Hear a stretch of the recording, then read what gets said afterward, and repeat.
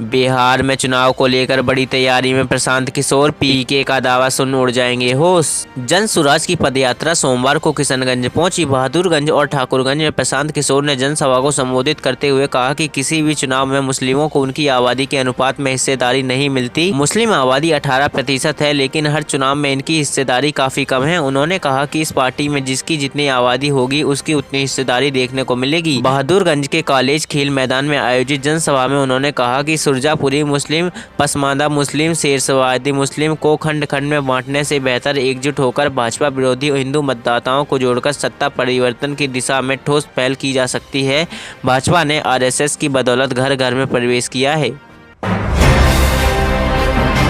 गोली गोली खबरदार, अगर किसी ने जंगल राज कहा तो यह क्या बोल गए तेजस्वी यादव। पीएम मोदी सीएम नीतीश को भी घेरा। बिहार में आपराधिक वारदातों को लेकर विपक्ष के हमले सरकार पर कम होते नहीं दिखते हैं। बिहार के नेता प्रतिपक्ष तेजस्वी यादव ने बीते कुछ दिनों से प्रतिदिन अपराध की घटनाओं को सूचीबद्ध कर न्यूज बुलेटिन ही जारी कर रहे हैं।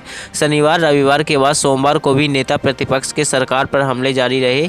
तेजस्वी यादव ने अपने एक्स पर एक वीडियो डाला जिसमें शेखपुरा के एक बैंक में लूट की घटना देखी जा सकती है। शेखपुरा के एक बैंक में लूट की कोशिश की जा रही है।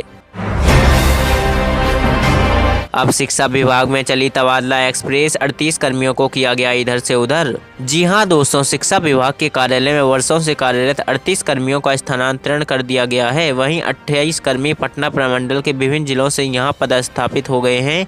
स्थानांतरित कर्मियों को शीघ्र ही नए स्थान पर योगदान करने का निर्देश दिया गया है। स्थानांतरण की कार्रवाई पटना प्रमंडल के क्षेत्रीय उप शिक्षा निदेशक स्तर से की गई है। हालांकि इस स्थानांतरित प्रक्रिया के बाद जिले का शिक्षा विभाग कार्यबल की कमी का दंश झेलेगा। लोकसभा में राहुल गांधी ने चलाए तीखे तीर, कहा पीएम मोदी के कहने पर लागू की गई अग्निपथ योजना। चुनाव नतीजे के बाद से जिसकी आशंका जताई जा रही थी वही हुआ। नई संसद में शुरू हुई पहली चर्चा में ही सत्ता पक्ष और विपक्ष के बीच गर्मी चरम पर पहुंच गई। कोई भी पक्ष दूसरे के पक्ष के लिए 1 इंच जमीन छोड़ने को तैयार नहीं था। राष्ट्रपति के अभिभाषण पर धन्यवाद प्रस्ताव पर चर्चा के लिए नेता प्रतिपक्ष राहुल गांधी खड़े हुए तो अधिकतर मुद्दे और लहजे वही थे जो वह चुनाव के दौरान उठाते रहे।